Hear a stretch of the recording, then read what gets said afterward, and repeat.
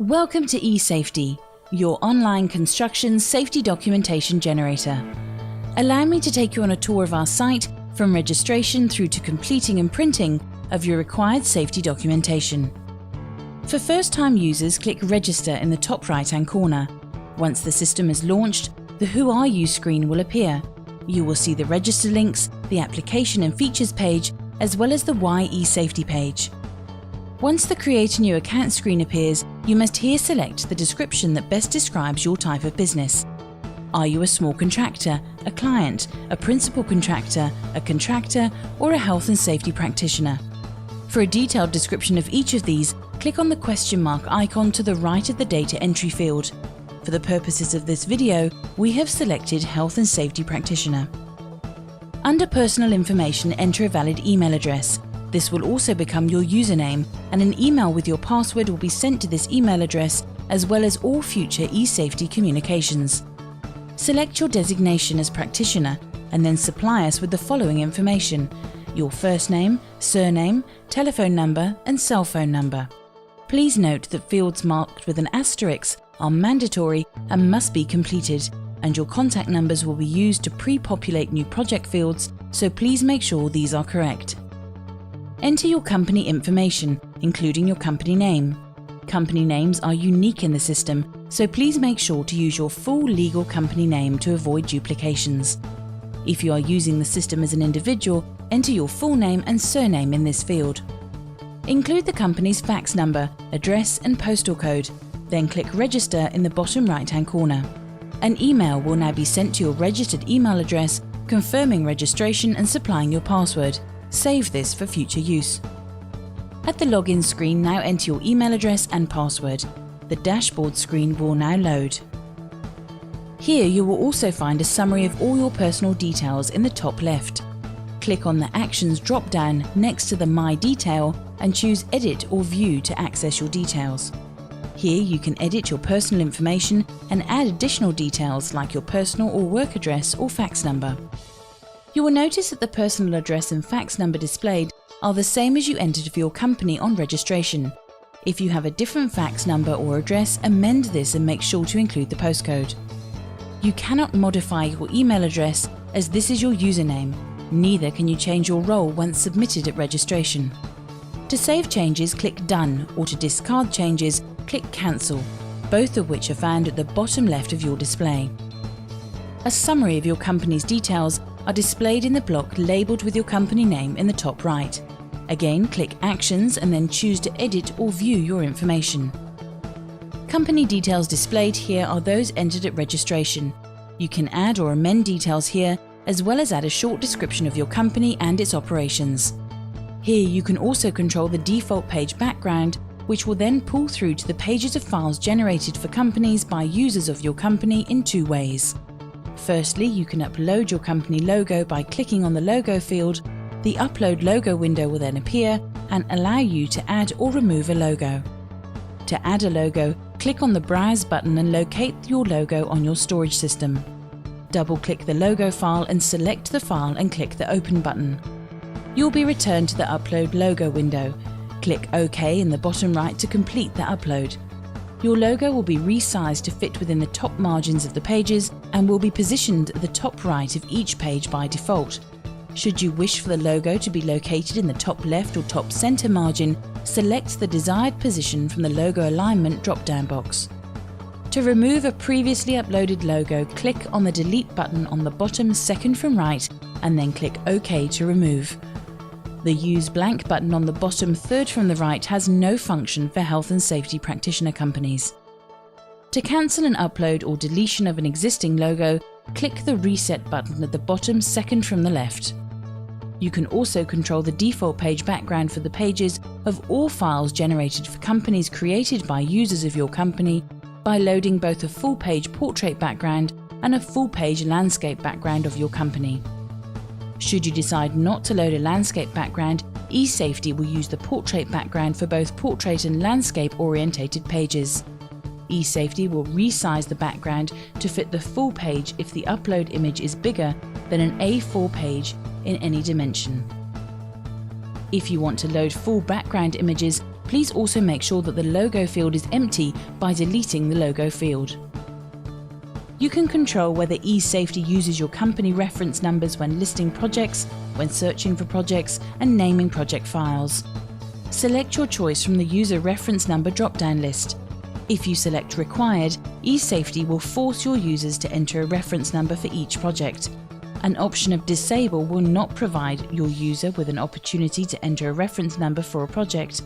If you select Optional, eSafeT allows your users to enter reference numbers but does not force the user to do so. You must make a selection from this field. You can also view a list of users registered for your company by clicking on the Actions drop-down next to your company name and choose List Users. The User List screen will be displayed presenting the list of users registered for your company. You can then view or update the details for each user by selecting View or Edit from the corresponding Actions drop-down list in each row. You can also suspend or delete users other than yourself.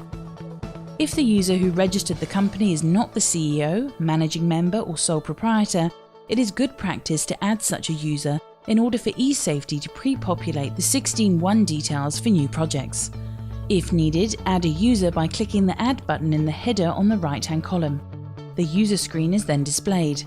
Enter a valid email address, which will also serve as the user's username, and all eSafeT communications will be sent to this email address. You can supply an optional designation for the user, but you must supply the first name and surname of the user, and preferably the relevant telephone number, cell phone number, fax number, address, and postcode, as this data will be used to pre-populate new project fields. An email will then be sent to the new user informing him of being registered on eSafeT, and this email will include this name, surname, details of the person who registered them, as well as their password. User roles cannot be modified when adding a new user. However, editing user details is the same as adding a new user, with the exception that once created, the username cannot be changed, and user roles can only be modified when editing user details if the logged-in user has the appropriate authorization, as determined by their role to do so. In order to generate a safety specification or safety file, the user must create an eSafeT project which corresponds to the real-world construction project. Safety practitioners cannot create projects for their own companies, but must create either a client or a contractor company for which projects are then created. Click on the Companies button on the top left-hand side of the screen. The Company List screen will then be displayed, presenting the list of companies created by your company. You can view or update the detail for each company by selecting View or Edit from the corresponding Actions drop-down list in each row, or list the users, projects, or templates belonging to the company by selecting List Users, List Projects, or List Templates. You can also suspend or close companies other than your own. Once you closed a company, it can no longer be used in new projects, although the existing completed projects of the company will still be available. The list will contain at least your own company. Click the Add button in the header in the right-hand column. The Company screen will then be displayed. Enter the company name. Company names are unique in the system, so please make sure to use the full legal company name to avoid duplications. If the client or contractor you are creating is an individual rather than a company or CC, enter the person's full name and surname in this field. Once created, company names cannot be changed, so please double-check the name for correctness, including spelling, before proceeding. Choose Client if the company or person will commission and pay for one or more construction projects and will therefore need safety specifications for those projects. Choose Contractor if the company or person will be involved in one or more construction projects as either a principal contractor or a subcontractor.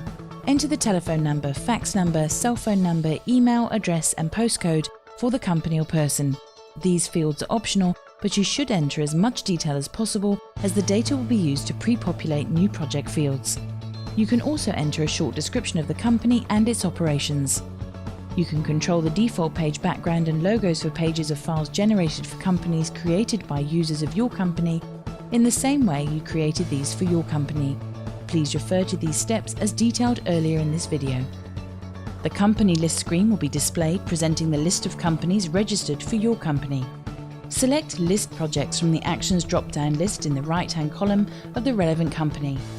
The project list will be displayed, presenting the list of existing projects for the existing company. Add a project by clicking the Add button in the header of the right-hand column. A pop-up menu will appear to create a new safety file. Select the relevant existing company from the company drop-down list. If the list is empty, you need to add a company of the relevant type before using this shortcut. Enter the project name and your contractor roles. Are you a principal contractor or a contractor? Choose your risk assessment.